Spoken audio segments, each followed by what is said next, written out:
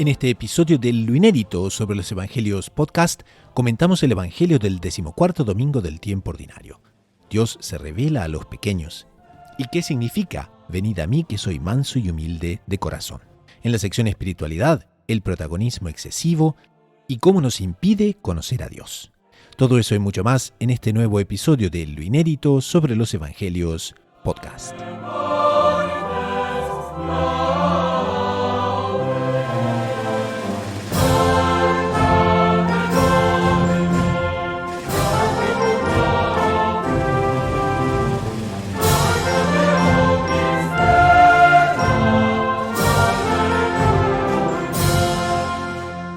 Bienvenidos al programa número 90 de Lo Inédito sobre los Evangelios podcast, el podcast semanal de los Heraldos, programa número 75 para Radio María Canadá, la voz católica que te acompaña. Aprovechamos también para saludar calurosamente a nuestra audiencia de Radio María del Rosario, FM 90.7 de Buenos Aires, Argentina, y por supuesto a las audiencias de YouTube de los Heraldos del Evangelio en El Salvador y también en Buenos Aires.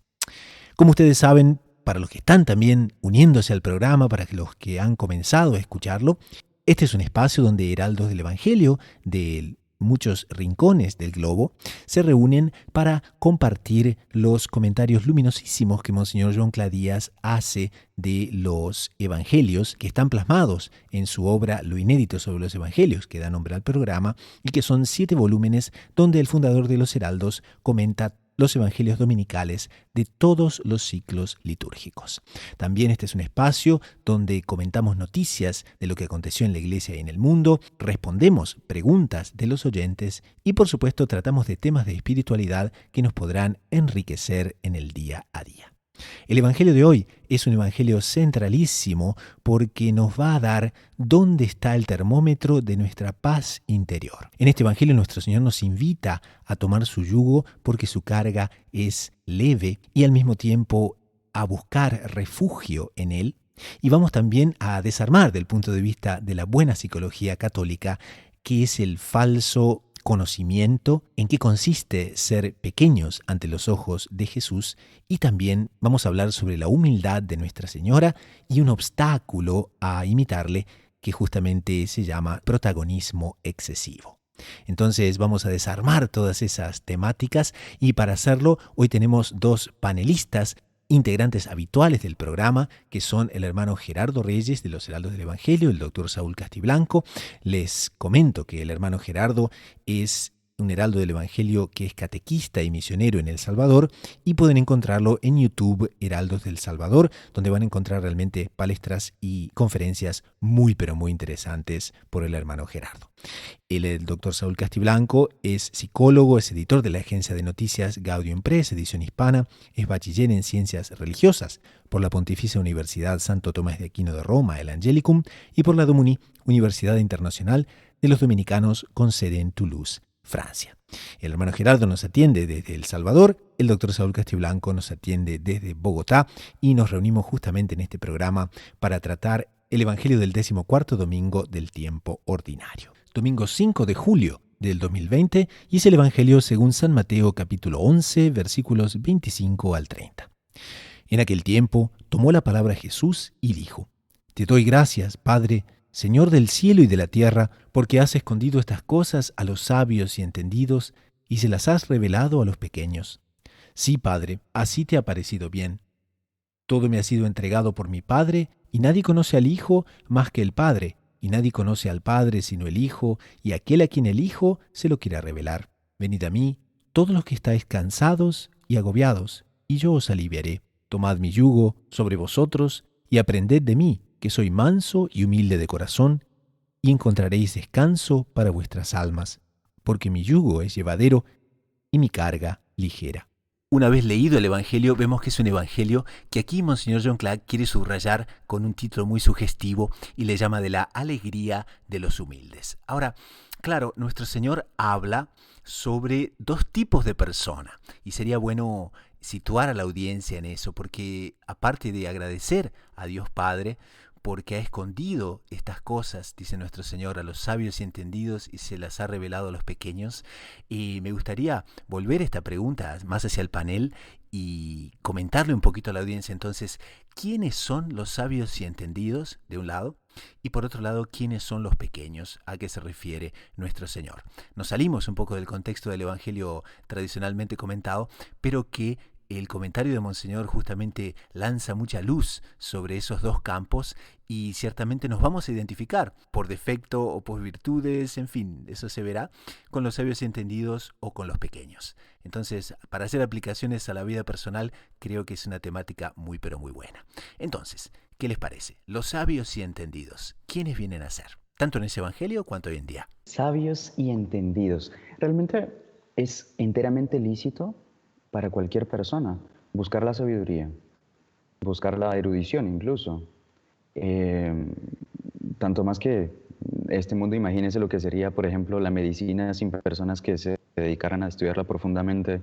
En fin, cuántas ciencias que necesitan de personas que se desgasten, por decirlo así, para llegar hasta las más hondas profundidades de esas ciencias para el beneficio de la humanidad. O sea, hay una cierta necesidad, digamos, de esa sabiduría, si quieren verlo desde ese punto. Ahora, eso evidentemente que no va a implicar que una persona, por tener muchos conocimientos, sea necesariamente ese sabio y entendido al que nuestro Señor se refiere en este Evangelio. Porque tenemos ejemplos de grandes santos. Vamos a decir un Santo Tomás de Aquino, que era conocido, es conocido por la Iglesia como el más santo de los sabios y el más sabio de los santos. Qué combinación fabulosa. Sí, parece un juego de palabras, pero que es impresionante y es verdad. Ahora, ¿será que nuestro Señor, por el hecho de él ser sabio, lo va a despreciar? Porque hay como que hay una aparente contradicción. Era sumamente sabio y Dios le reveló muchísimas cosas a él. Entonces, ¿a qué tipo de sabiduría nuestro Señor se refiere? ¿O cuál es la manera de la persona realmente recibir esa sabiduría a la que nuestro Señor se refiere en el Evangelio? Evidentemente, hay una necesidad de ir conociendo constantemente, más sobre todo el peligro es cuando una persona se apega a sus conocimientos, se aferra a esas nociones que va adquiriendo, colocando de lado completamente la visión de que todo está en las manos de Dios, de que todo está completamente bajo el poder de Dios, y pasa a ver todo desde un sentido meramente naturalista. Vamos a decir, los fariseos también eran sabios y entendidos, los sacerdotes y los escribas de la época de nuestro Señor, porque conocían la ley, pero en sus mismos detalles, y van y contraargumentan contra nuestro Señor, etc. Por más que ellos tenían esa sabiduría, no les sirvió de nada para hacerse agradables al Padre, hacerse agradables a nuestro Señor Jesucristo. Ellos se aferraron, se enorgullecieron enormemente de esos conocimientos que ellos tenían. Y ahí vemos ya brotando el problema de esta sabiduría mal entendida, mal concebida, mal aplicada, mal utilizada. Ahora, la gente sencilla, doctor Saúl. Pero doctor Saúl, antes de pasar a la gente sencilla, ¿por qué no aprovechamos y vemos desde el punto de vista del psicólogo católico también esos sabios y entendidos? ¿Por qué no profundizamos más sobre eso? Porque creo que vale muchísimo la pena todavía mantenernos en eso. Que fuera de micrófono le contaba a mis queridos dos integrantes de este panel un caso que me tocó en estos días y lo voy a complementar un poco más. Después de mucho tiempo, alguien me llamó para consulta terapéutica y acepté, una persona que está sufriendo un duelo por la muerte de su esposo. Y para recordar un poquito mis conocimientos de terapéutica, miré un poco en internet y me encontré con un neurocientífico de un país muy querido de América del Sur, un excelente neurocientífico, biólogo molecular, doctor de la Universidad de Montpellier, bueno, todos los títulos, que explicaba y dedicó buena parte de su tiempo a profundizar en lo que es el control de emociones, el control de emociones a través del pensamiento. Y de hecho, empiezo yo a ver los videos de este hombre y es primero muy actualizado con los últimos modelos de control de emociones que ha destilado la ciencia y muy claro, tiene esa característica de la claridad que a veces no es fácil encontrar en gente muy erudita. Pero en determinado momento me di cuenta que él creía que ya había cogido el sol con las manos, que ya él tenía la doctrina revelada y extrapolaba sus conocimientos de neurociencia a terrenos donde la ciencia, la mera ciencia no funciona. ¿Dónde no funciona la mera ciencia? No funciona en el ser humano, porque nosotros no somos ni cerebro solamente, no somos el cerebro límbico, neocórtex, cerebro reptiliano, no somos hormonas, neuronas, neurotransmisores, no somos solo eso. Somos alma y el alma es misteriosa. Bueno, este hombre en determinado momento dijo, le preguntan en una entrevista, ¿y cuánto conocemos del cerebro? Él tuvo la honestidad de decir, del cerebro conocemos solo el 20%. Yo creo que no, yo creo que ya entraba, él se declara ateo, yo creo que ya entraba un poco de ateísmo en su respuesta. ¿Por qué? Porque de pronto del cerebro el hombre conoce más, pero es que el cerebro no es sinónimo de alma. Y el alma, que es ese principio vital, que es independiente de neuronas, neurotransmisores y etcétera, sigue siendo un misterio, porque es una realidad, la mayor realidad creada por Dios, que se torna visible a través del cuerpo de los hombres. Entonces yo creo que el verdadero erudito termina siendo el humilde, el que dice como Sócrates, mire, después de aprender mucho, solo sé que no sé mucho. Y ese que se hace pequeño, que se hace humilde, que es el tema del Evangelio de hoy, termina alcanzando una verdad mucho más alta, que es la que nos propone Jesús. Y es que dependemos de Él, para vivir dependemos de Él. Además, estos neurocientíficos ateos no contemplan un elemento que es muy importante en la vida del ser humano, y es cuál, la acción del demonio y la acción de los ángeles. Los demonios tienen capacidad de sugerirnos imaginaciones, de sugerirnos ideas, de atacar nuestra sensibilidad, pero como no se ve, como eso no lo revela la ciencia, pues los científicos ateos tienen un vacío muy grande a la hora de analizar esa realidad humana. Pero si yo creo que ya toqué el sol con las manos y que no tengo nada para conocer, termino siendo ignorante. En cambio, el que es humilde, el que es pequeño, el que sabe que depende de Dios, que depende de su gracia, alcanzó una verdad más alta que el mayor de los científicos después de estudiar toda su ciencia. Entonces me parece que puede ayudar un poquito para discernir lo que es la verdadera erudición de la falsa erudición, que es más bien una posición de humildad en frente del desconocimiento de muchas cosas, y es una posición de humildad en frente de Dios, de quien constantemente dependemos para realmente vivir bien. Aquí Monseñor John Clatt tiene una explicación cortísima de los sabios y también de los entendidos, y nos lleva mucho hacia la temática que el hermano Gerardo y el doctor Saúl están comentando, porque Monseñor John Clatt nos dice que los sabios son los que adquirieron experiencia a lo largo de la vida, los entendidos son los que hicieron estudios profundos. Ahora, alguien con mucha experiencia y con estudios profundos, teniendo justamente al Mesías enfrente a sus ojos, en su presencia, por así decir, evidentemente deberían estar tocadísimos porque se trata de las profecías, se trata de todos los libros sagrados, se trata de toda la Biblia, todo el Antiguo Testamento anterior que viene a cumplirse en la persona divina que tienen frente a sí. Y entre tanto están ciegos justamente por ese motivo. Ahora, están los otros que no tienen la experiencia a lo largo de la vida, que no tienen los estudios profundos, pero que inmediatamente se encantan, admiran y completamente aceptan la presencia del Mesías ante sus ojos. Hablemos entonces de los pequeños. Bien es conocido el hecho de que nuestro Señor repite en el Evangelio que Dios se revela fácilmente a los pequeñitos. Y claro, se entiende fácilmente los pequeñitos por los niños o gente con poca instrucción, podríamos decir, viéndolo como en un primer golpe de vista. Más evidentemente que puede haber almas que a pesar de su erudición, como bien decía el hermano Gustavo, a pesar de eso, tengan su alma dispuesta, abierta a contemplar las maravillas, a contemplar, en fin, todos los medios por los cuales Dios se quiere comunicar con sus hijos. Y vamos a encontrar, por ejemplo, ejemplos que nosotros conocemos muy de cerca. Ustedes recordarán el profeta Simeón, por ejemplo, hombre que había servido durante largas décadas en el templo a nuestro Señor, tenía profundos conocimientos de la ley, tenía, una santidad eminente.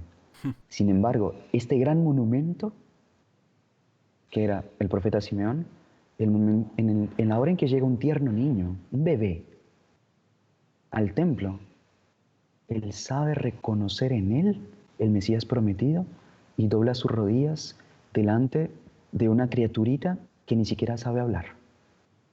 Su corazón se deja tomar de entusiasmo por aquello. En ese momento, a pesar de que él tenía grandes conocimientos, digamos así, él supo hacerse pequeño, él supo hacerse sencillo, humilde, para reconocer una grandeza superior a él, que era el mismo Dios en este caso. Y vimos lindos casos en la historia a este respecto. Diremos los Reyes Magos, otros grandes ejemplos de grandeza humana y de grandes conocimientos, más que en el fondo de su corazón sabían reconocer que había un ser superior a ellos infinitamente y estaban dispuestos a cualquier sacrificio por llegar y adorar y entregar unos regalos a un pequeño niño que estaba en una ciudad lejana, que ellos habían tenido noción de que había nacido, etc. Más, ¿por qué? Su corazón era humilde, su corazón era admirativo, su corazón se dejaba tomar por las cosas superiores, sublimes, que en el fondo era algo que les hablaba directamente de Dios, que ellos sabían que era Dios mismo en este caso. Más, esa es la postura de alma que nosotros debemos tener delante de nuestro Señor, delante, en fin, de cualquier perplejidad o lo que sea. Esa postura de alma de un tierno niño que se encanta con cualquier cosa que le dicen, siempre que se hable al respecto de Dios, al respecto de cosas maravillosas, porque son cosas que elevan el alma, que remiten hacia Dios y que desde que la persona tenga esa disposición humilde, Dios revela grandes cosas que ni siquiera los grandes teólogos y entendidos Dios ha revelado. Por ejemplo, una Santa Juana de Arco, Claro. siendo interrogada por un tribunal inquisidor, pero el más hostigante, el más vendido. El más vendido, exactamente, pero que colocaba las preguntas más capciosas posibles. Está en estado de gracia, Dios mío, no se le puede preguntar a nadie eso. Ellos lo hicieron. Y da una respuesta que hasta hoy en día se cita en el Catecismo de la Iglesia Católica. Si lo estoy, doy gracias a Dios. Y si no lo estoy, pido a Dios que me lo conceda. No había tenido ningún estudio de teología o cosa semejante, más Dios le revela eso. ¿Por qué? Era sencilla, era humilde. Recordábamos en estos días a la Santa María Taigi, una santa italiana profetisa que tuvo realmente iluminaciones impresionantes sobre el futuro, pero no era enteramente una mera sirvienta, una mera empleada doméstica, no, pero se acercaba a esa condición. Bueno, al final de su vida casi que no tenía tiempo para dedicarle a su hogar, a sus hijos, que bueno, siempre fueron su prioridad, por atender a cardenales, arzobispos, hombres de Estado que iban a la casa de ella a pedir consejo. ¿Por qué? Porque ella era una mujer enteramente iluminada por el Espíritu Santo y no era por ir a visitar a la empleada que los cardenales usaban su tiempo, no, sabían que ella podría tener la solución para problemas muy intrincados de su labor, de la labor de un diplomático. Entonces, ahí vemos que la mayor sabiduría viene de Dios y de un alma, en este caso, de un alma que está habitada por Dios. Pero también debemos saber que Cristo nuestro Señor, que nos dio la revelación, que por ejemplo está expresada en el Catecismo, nos dio verdades que nunca los mayores de los filósofos podrían haber alcanzado, porque son verdades divinas, por eso es la revelación. Entonces, un niño que aprende el catecismo y lo hace bien y lo hace con una buena instrucción, etcétera, pero un mero niño termina ya adquiriendo en esa corta edad conocimientos elevadísimos que nunca el mayor de los estudiosos podría haber adquirido. Entonces, el sentirse que uno no lo sabe todo, el sentirse que uno es simplemente un aprendiz, en el fondo es la actitud racional. ¿Por qué? Porque es Dios el que le está diciendo cosas a través de la doctrina cristiana, y bueno, si es un alma que busca la vida de piedad a través de las inspiraciones, pero la actitud de la humildad, no la del soberbio erudito, sino la actitud de la humildad es la actitud racional, porque es la verdad. O sea, somos muy pequeñitos, muy pequeñitos. Comparémonos, por ejemplo, las comparaciones a veces no convienen, pero a veces sí, con los ángeles. O sea, cualquiera de los ángeles, inclusive de los ángeles caídos, tiene mucho más conocimiento de teología y de espiritualidad y de pastoral y de ciencia que cualquiera de nosotros. Entonces, ¿de dónde viene el engreimiento? El engreimiento es irracional. Aquí menciona John Class, cita al padre Bessier, que tiene una sentencia muy pero muy contundente, pero que al mismo tiempo revela muy bien lo que debemos pensar de ese engreimiento que el doctor Saúl decía y que también el hermano Gerardo comentaba. Y dice que si los apóstoles son ignorantes, y él responde, sí, lo son a los ojos de los doctores que reinan en Jerusalén. Y lo son, según ellos, porque son incapaces, los apóstoles, de disecar un viejo texto para sacar conclusiones tan inútiles cuanto absurdas. No son ni profesores, ni casuistas, ni filósofos, pero entre tanto podemos decir que son exactamente aquellos pequeños a los cuales el Señor se quiso revelar. Y se une muy bien con el siguiente versículo que dice, nuestro Señor expresa claramente, todo me ha sido entregado por mi Padre y nadie conoce al Hijo más que el Padre. Y atención, y nadie conoce al Padre sino el Hijo y aquel a quien el Hijo se lo quiera revelar. Entonces vemos la fuerza de la revelación, la fuerza del Espíritu Santo y cómo actúa realmente en aquellas almas que la gracia ha preparado, que en virtud de la gracia se han preparado también, y son justamente aquellos que están abiertos a contemplar las maravillas del Señor. Ahora, viene aquí entonces una sentencia de nuestro Señor que sería la segunda parte de nuestro comentario y que realmente va a dar muchísimo, porque aquí nuestro Señor inmediatamente dice, venid a mí todos los que estáis cansados y agobiados, y yo os aliviaré. Qué propio para nuestros días este versículo. Recientemente escuchábamos un comentario de Monseñor John Clark respecto de esta frase. Era otra liturgia, era en otro contexto, etc. Mas él explicaba el porqué de ese cansancio y el porqué de ese agobio. Y es que él dice, vea, hoy en día las personas viven sujetas y esclavizadas al pecado. Ahora, ese es una esclavitud, el servicio al pecado. La persona o sirve a Dios o sirve al pecado. Y en el fondo al demonio. Ahora, ese servicio al pecado, ese servicio a las pasiones desordenadas, evidentemente, llega un momento en que cansa, agobia. No existe persona entregada al vicio que sea feliz. Llega un momento en que la persona se pega contra un muro y dice, ya no aguanto más. Y ahí es que dan las grandes frustraciones, las grandes tristezas, bueno, el doctor Saúl pues seguramente que nos sabrá decir con más profundidad a este respecto. El abuso de sustancias, ¿no? Tan común en nuestra sociedad y justamente va mucho en esa línea, ¿eh? La búsqueda de un alivio por algo que no se tiene. Exactamente. Y ahí es donde nos topamos con este cansancio, con esta fatiga. ¿Por qué? Porque nuestros pies están cansados de andar por caminos tortuosos. Nuestros hombros están cansados de cargar un peso que sabíamos que deberíamos no cargarlo, pero que nos pusimos voluntariamente, maliciosamente, ese fardo sobre nosotros mismos.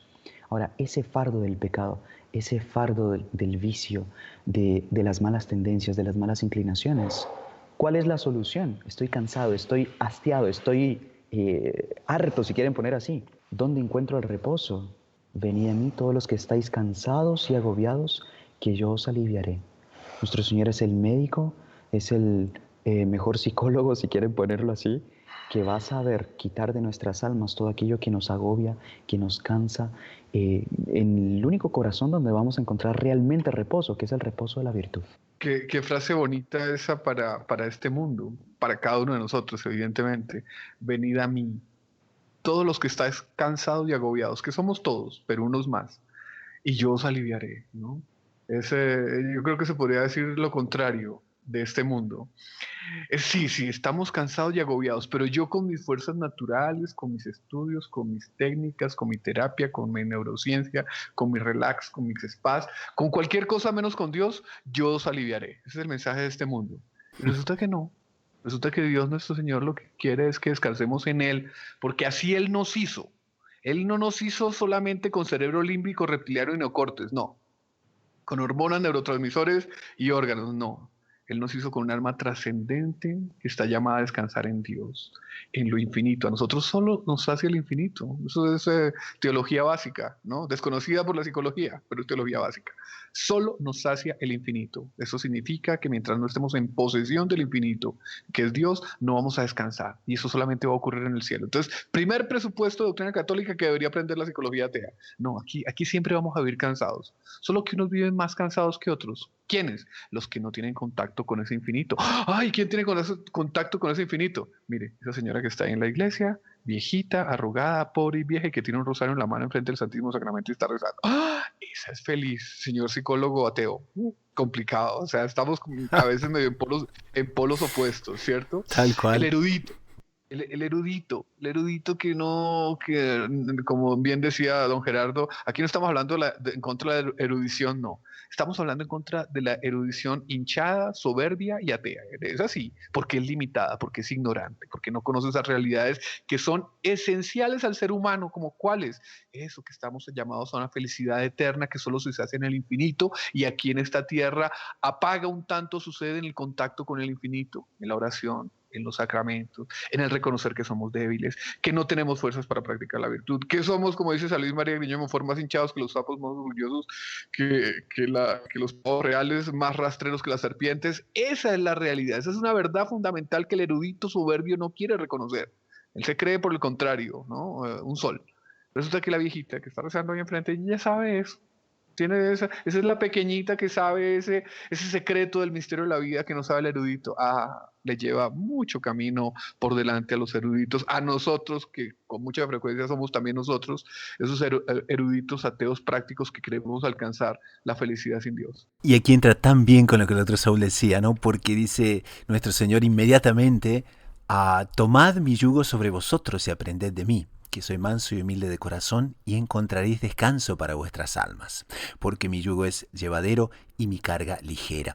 Y Monseñor John Clark quiere subrayar también una cosa que está intrínseca en el texto, y él nos explica que nuestro Señor quiso significar, según las costumbres y según los usos lingüísticos de la época, una afirmación que está contenida y es: entrad en mi escuela.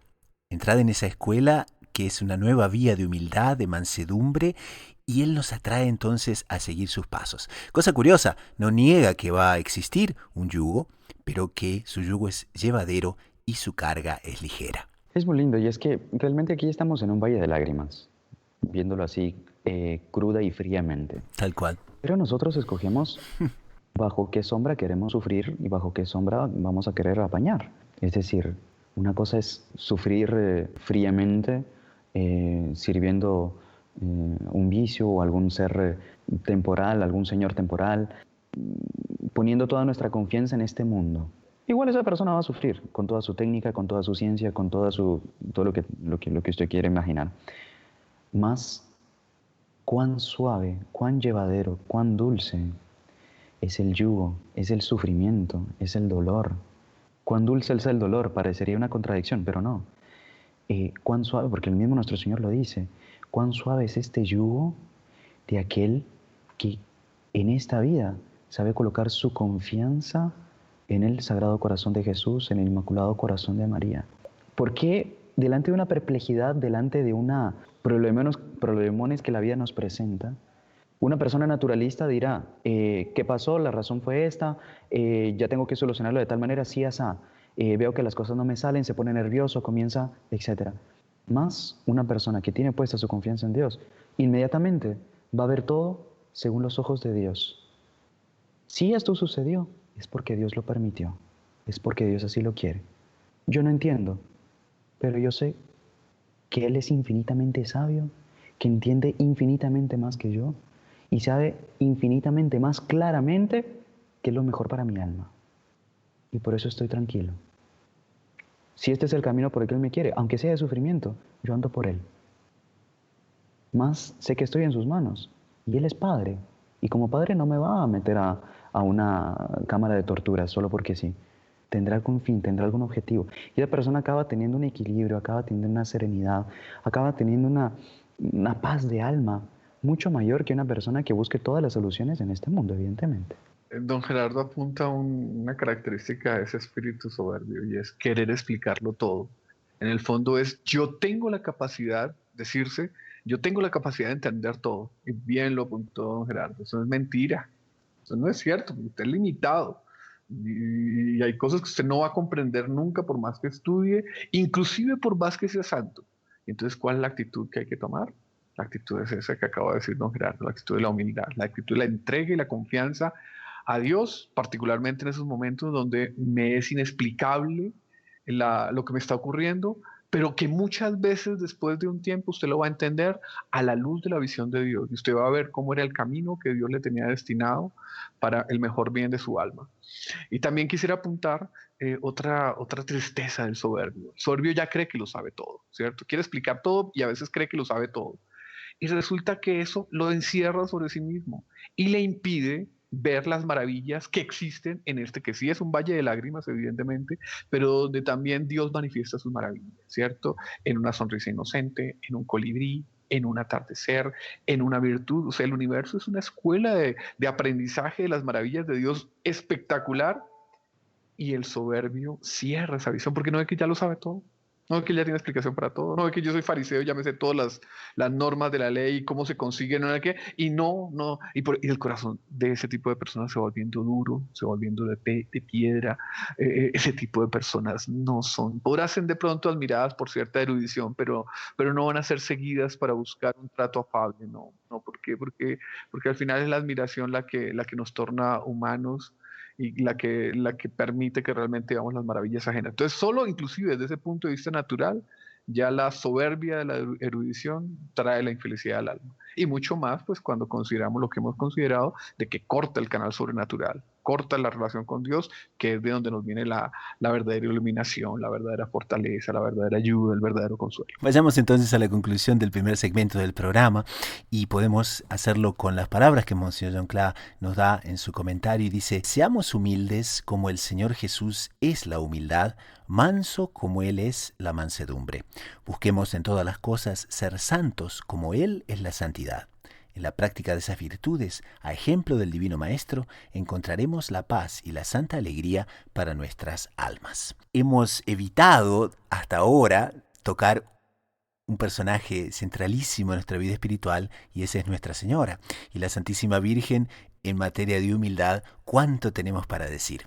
Entonces les invitamos, después de esta pausa, a acompañarnos en el segundo segmento del programa, la sección Espiritualidad, donde exactamente vamos a conversar sobre la humildad aplicada a Nuestra Señora. Y en el fondo sí, hablemos de Nuestra Señora, que eso nos va a llevar a grandes aspectos de la virtud. Enseguida retornamos después de una pausa con el coro y la banda de los Heraldos del Evangelio. Ya volvemos.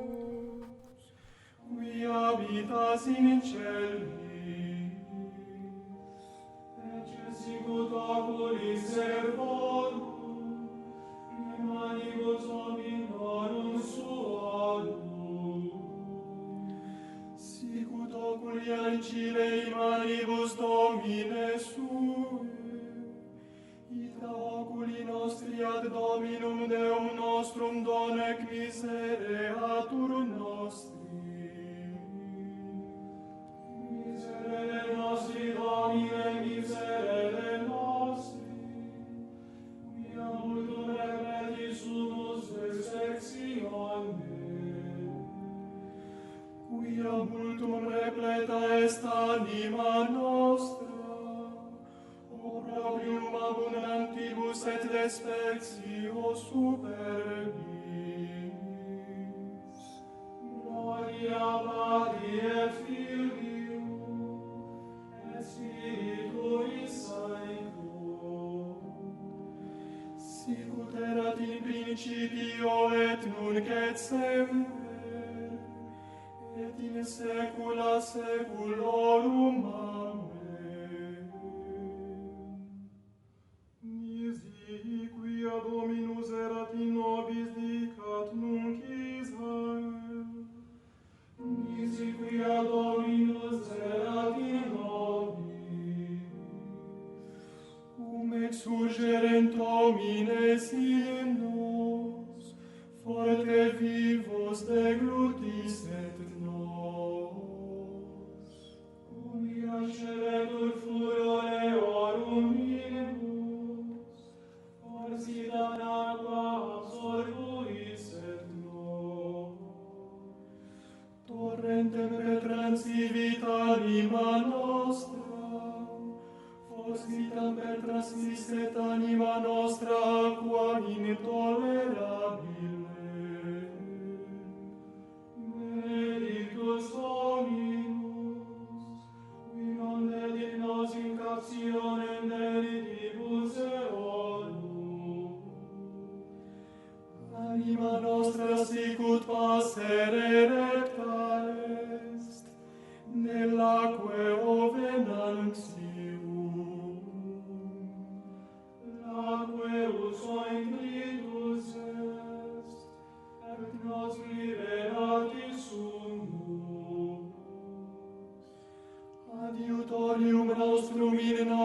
bone Domini, qui fecit celum et terra. Gloria Patri et Filii et Spiritui Sancto,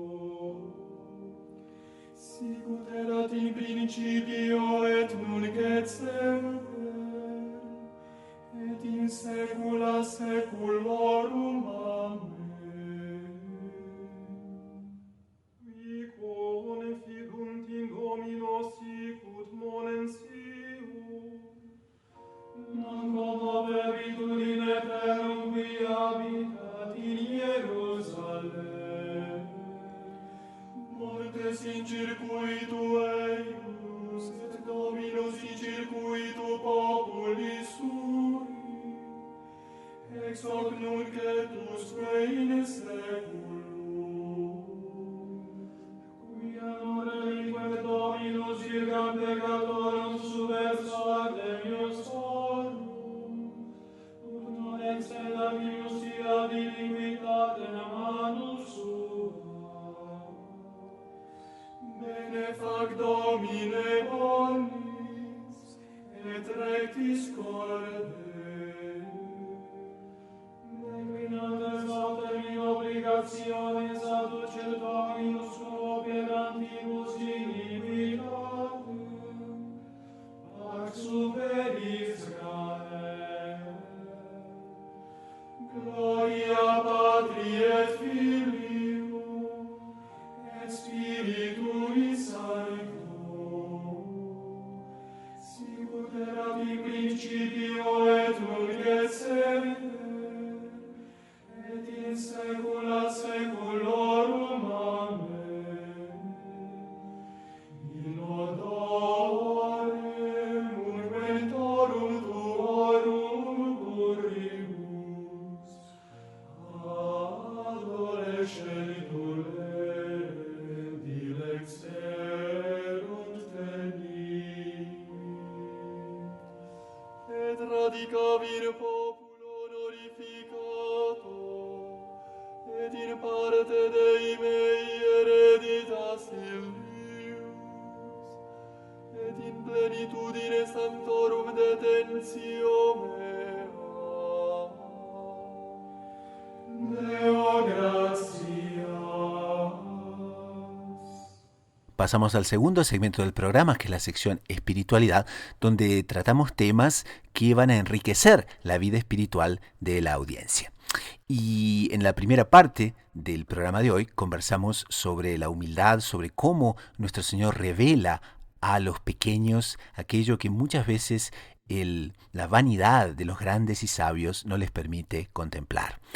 Y qué apropiado entonces dedicar esta segunda parte del programa, de la sección espiritualidad, a Nuestra Señora, a la Santísima Virgen, pues claro, la altura de la Santísima Virgen en materia de humildad, en materia de despretensión, en materia de haber recibido secretos revelados por la Santísima Trinidad a su corazón inmaculado, realmente es un tema muy pero muy llamativo, muy pero muy evocador, y que también nos va a ayudar a nosotros, pues todas las virtudes de la Santísima Virgen no solo deben ser imitadas, sino también son una fuente de gracias y una fuente de favores celestiales.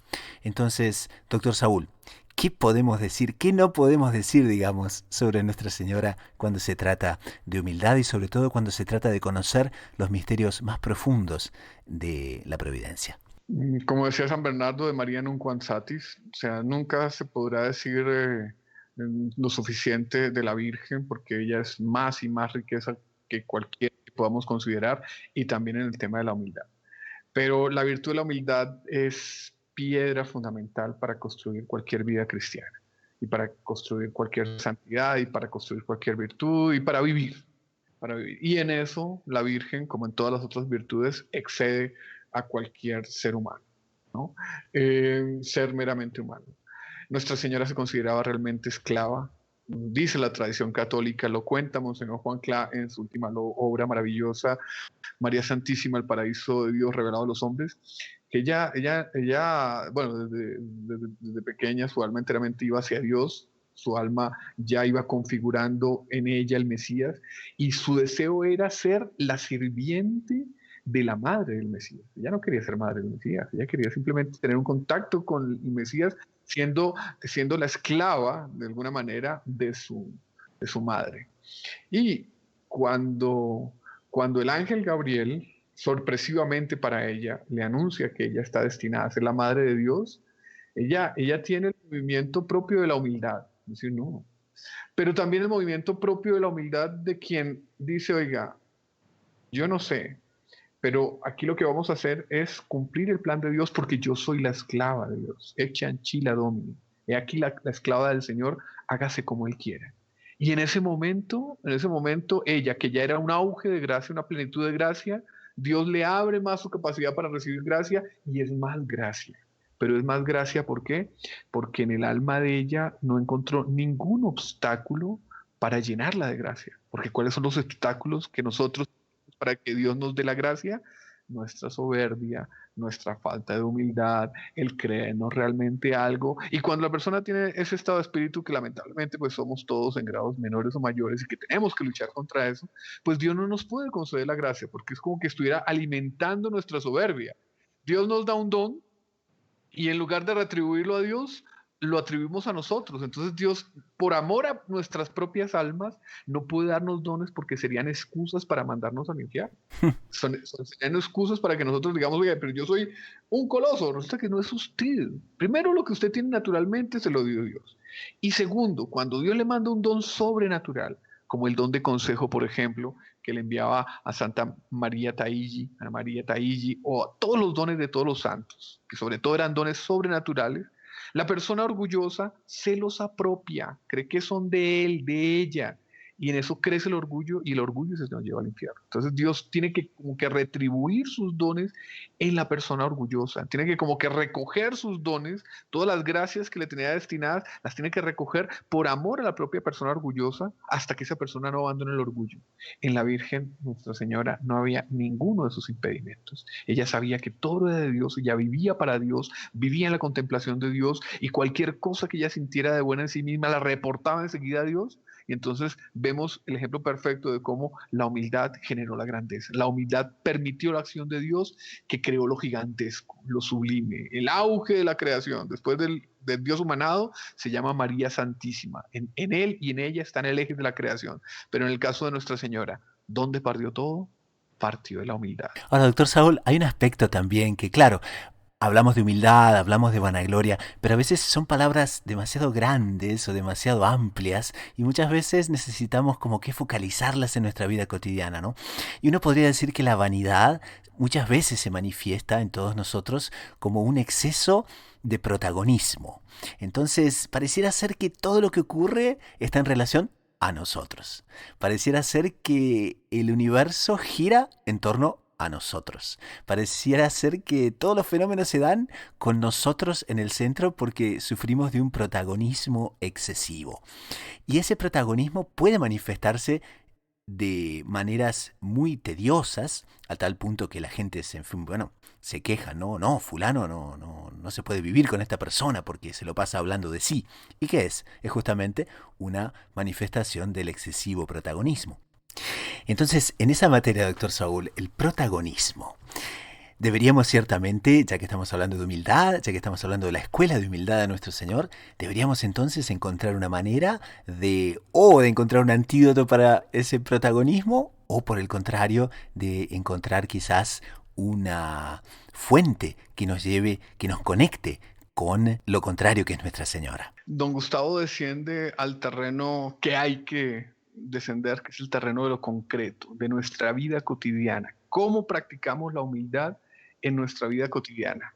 Y ese es un campo muy vasto, es un campo muy amplio y tenemos que entrar ahí. Y don Gustavo hablaba particularmente del protagonismo, cuando yo quiero ser el centro de todo.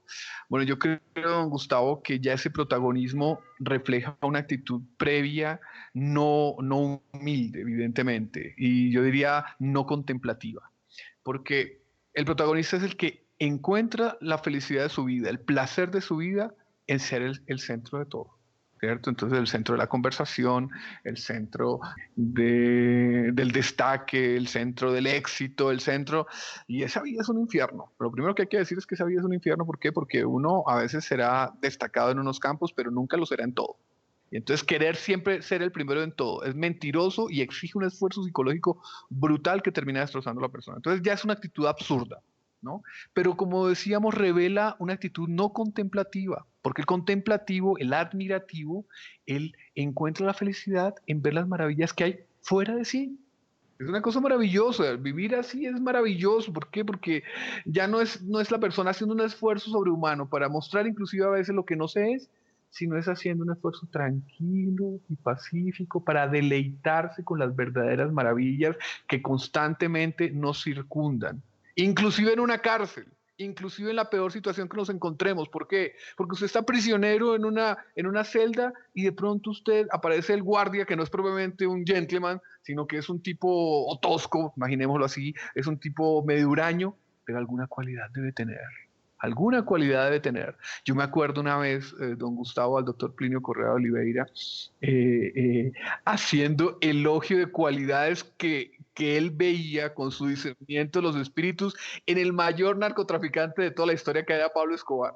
Doctor Plinio decía, es un hombre inteligente, es un hombre que medita mucho las cosas. Claro, después decía, es un asesino, es un tipo que ya hizo de todo, etcétera. Pero inclusive en ese personaje siniestro, él encontraba algo que admirar, porque en el fondo eso era reflejo de la maravilla divina. Entonces el protagonista es mentiroso. El que busca el protagonismo a todo momento es mentiroso. El que busca el protagonismo lleva una vida medio infernal, porque necesita hacer un esfuerzo psicológico brutal para mentir, para mentirle a los otros, y está perdiendo una de las mayores deleitabilidades de la vida, que es la admiración de las maravillas que se encuentran fuera de sí, fuera de cada persona. Y este protagonismo quizás es la fuente más grande de la gran fatiga de alma que se siente, ¿no? Muchas veces en nuestra vida o justamente en el mundo contemporáneo. Vemos aquí y allá las palabras, claro, tan propias de nuestro Señor cuando dice, venid a mí, que soy manso y humilde de corazón, en mí hallaréis la paz. Y es exactamente lo opuesto a esa gran fatiga que el mundo actual sufre. Y quizás haya sido resaltado en estos tiempos de pandemia, en estos tiempos de confinamiento, quizás hayamos puesto a una buena lupa en aspectos que durante mucho tiempo, muchos años quizás, no hayamos querido ver. Mire, don Gustavo, que eso ya se sabe en psicología y se ha estudiado mucho, Ujú. pero también es un tema de espiritualidad, y es que una de las cosas que más nos causan dolor y que nos causan, por tanto, fatiga, es cuando somos atacados en nuestro amor propio. Es decir, cuando se nos hace presente, se nos torna presente, se nos critica una cosa que hicimos, un defecto que tenemos, algo que dejamos de hacer, etcétera, etcétera. Es el amor propio herido, es el orgullo herido. Uy, eso es terrible. Creo que lo hemos conversado ya en varios programas, ¿cierto? Me dijeron tal cosa. Me dijeron tal cosa. Por ejemplo, me acuerdo una vez, vamos a poner un ejemplo concreto, que los ejemplos concretos son más ilustrativos. Estaba yo en un campamento con los heraldos del Evangelio, y se me acerca una persona que es de un trato un poquito fuerte, un poquito fuerte. Y estoy recordando esto para que usted vea, don Gustavo, yo no estoy diciendo mentira, usted lo sabe, que el amor propio herido no olvida, ¿no? Y entonces, entonces esta persona llega y me dice, no me acuerdo qué me dijo, él es de un trato brusco, pero yo creo que lo hizo un poquito con una segunda buena intención. Y él dijo, sí, pero usted tal cosa y tal cosa. Yo sentí salir el colombiano furibundo dentro de mí, y seguramente ese colombiano furibundo, que no llegó a manifestarse en palabras y se manifestó en el rostro, y él dijo, mire, ahí está saliendo el orgulloso. Pisó por encima de ese orgullo que ya se comenzaba a manifestar.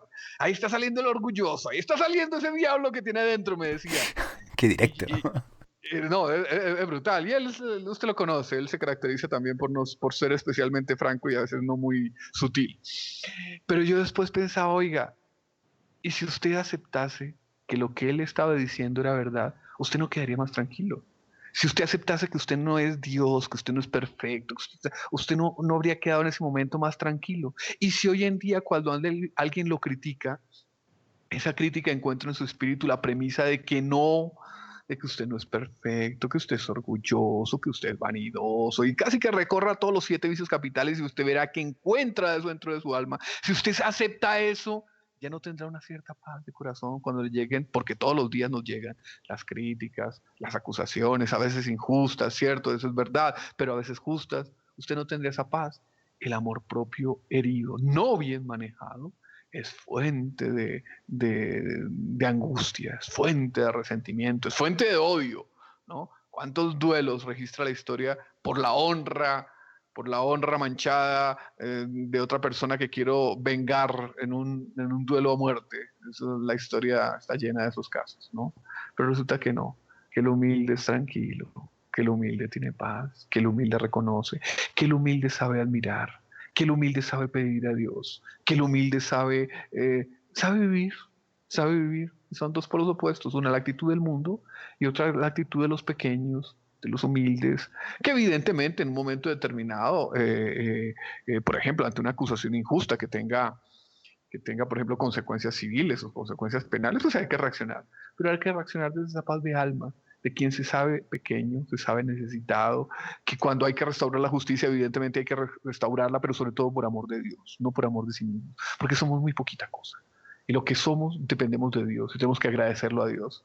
Me acuerdo un heraldo del Evangelio que repetía una frase que hasta hoy en día me causa alegría porque yo creo que tiene una enseñanza. Es cuando le llegaban con una crítica, que era frecuente porque no dejaba de tener sus defectos, él decía, y lo decía de corazón, no lo decía por decirlo, decía, sí, soy un miserable, rece por mí. Y lo repetía constantemente, sí, soy un miserable, rece por mí. Bueno, esa es la actitud correcta, ¿no? Y todo esto nos apunta tanto hacia el Inmaculado Corazón de María, ¿no es cierto? En todo lo que acaba usted de decir, vemos los reflejos del Inmaculado Corazón de María, que es una fuente de confianza, una fuente de fe y al mismo tiempo una fuente de esperanza de que todos esos defectos, todas esas miserias van a encontrar una solución desde que sepamos llevar ese yugo como Nuestra Señora, la Virgen María, lo llevó. Pasamos ahora al siguiente segmento del programa, que es la sugerencia de la semana. Es una website, un libro, un podcast de doctrina católica que nos haya gustado para el bien espiritual de las personas. Doctor Saúl, ¿qué nos recomienda esta semana? Don Gustavo, quería recomendar un portal que es Almudi, sin H, almudi.org, que es el portal de una asociación valenciana española y que pues es un portal muy bueno, ofrece información de la iglesia, información de actualidad bajo una óptica cristiana, trata temas de actualidad, trata temas de cuestiones candentes de actualidad, ¿cierto? Y también tiene secciones donde podemos profundizar en la fe, en la vida cristiana. Es una página ya tradicional en los medios católicos en internet, entonces quería recomendar esa página a nuestros escuchas, almudi.org. La colocamos entonces en las notas del programa. Hermano Gerardo, ¿qué podemos sugerir esta semana? Queríamos poner a disposición de la audiencia algo un poco diferente, pero que creo que será muy útil. Y es un libro que es propiamente toda la doctrina católica, pero explicada para niños, llena de historias, llena de ejemplos vivos, súper interesantes. Y esto tanto para las personas que tengan niños pequeños, que tengan la responsabilidad de formarlos, pero también para formación de uno mismo, y refrescando las cosas que muchas veces se aprendieron en el curso de catequesis y que luego se olvidaron por falta de ejercicio, de práctica, lo que sea.